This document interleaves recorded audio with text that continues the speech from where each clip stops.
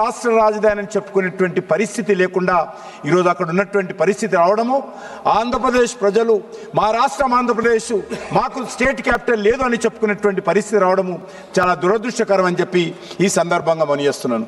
అంతేకాకుండా అధ్యక్ష,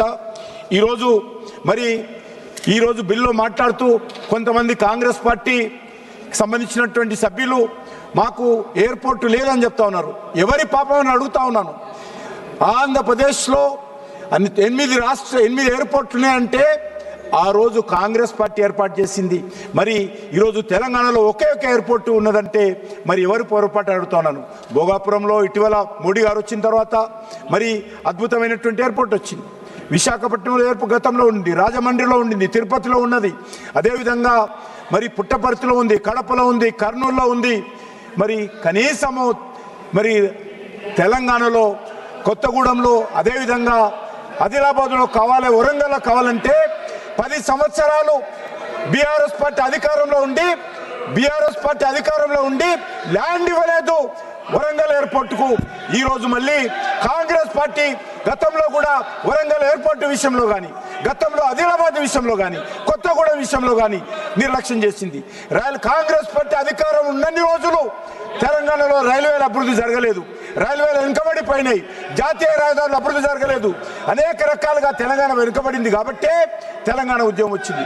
ఈరోజు నేను మనవి చేస్తా ఉన్నాను ఖచ్చితంగా ఈరోజు ఈ యొక్క ఆంధ్రప్రదేశ్ రాష్ట్రానికి అమరావతి రాష్ట్ర రాజధాని కావాలని గత అనేక రోజులుగా భారతీయ జనతా పార్టీ డిమాండ్ చేస్తూ ఉంది. ఈరోజు దానికి ఒక సానుకూలమైనటువంటి పరిస్థితి రావడం ఏదవుతుందో చాలా సంతోషమని మనం చేస్తున్నాను. అంతేకాకుండా అన్నదమ్ముల్లాగా ఈ రెండు రాష్ట్రాలు అభివృద్ధి చేసుకోవాల్సిన అవసరం ఉంది, వేగవంతమైనటువంటి అభివృద్ధి జరగాల్సిన అవసరం ఉంది. దానికోసమే ఈరోజు తెలంగాణ వచ్చిన తర్వాత కూడా అధ్యక్ష, ఆంధ్రప్రదేశ్ లో కూడా ట్రైబల్ యూనివర్సిటీ రావడం జరిగింది. నరేంద్ర మోడీ గారు ప్రధానమంత్రి అయిన తర్వాత ట్రైబల్ యూనివర్సిటీ ఆంధ్రప్రదేశ్కి వచ్చింది. అంతేకాకుండా ఈరోజు ఆంధ్రప్రదేశ్లో అనేక రకాల అభివృద్ధి కార్యక్రమాలు జరుగుతూ ఉన్నాయి. కేంద్ర ప్రభుత్వము పూర్తి స్థాయిలో మోడీ గారి నాయకత్వంలో ఆంధ్రప్రదేశ్ ప్రజలకు అండగా నిలబడింది. అదేవిధంగా తెలంగాణ రాష్ట్రాన్ని కూడా గత అనేక రోజులుగా వరంగల్ ఎయిర్పోర్ట్ కావాలని నేను గతంలో ఉత్తరం రాస్తే అప్పుడు ఉన్నటువంటి టిఆర్ఎస్ పార్టీ ఈ యొక్క వరంగల్ ఎయిర్పోర్ట్కి అనుమతి ఇవ్వలేదు. రైల్వేలు పూర్తిగా తెలంగాణ ప్రజలకు రైల్వేలకు పూర్తిగా నష్టం చేసింది గతంలో ఉన్నటువంటి కాంగ్రెస్ పార్టీ ప్రభుత్వం. ఈరోజు నరేంద్ర మోడీ గారు వచ్చిన తర్వాత 42 రైల్వే స్టేషన్లు ఏకకాలంలో పునరభివృద్ధి చేస్తున్నటువంటి ఘనత తెలంగాణలో నరేంద్ర మోడీ గారి ప్రభుత్వానికి దక్కుతుంది.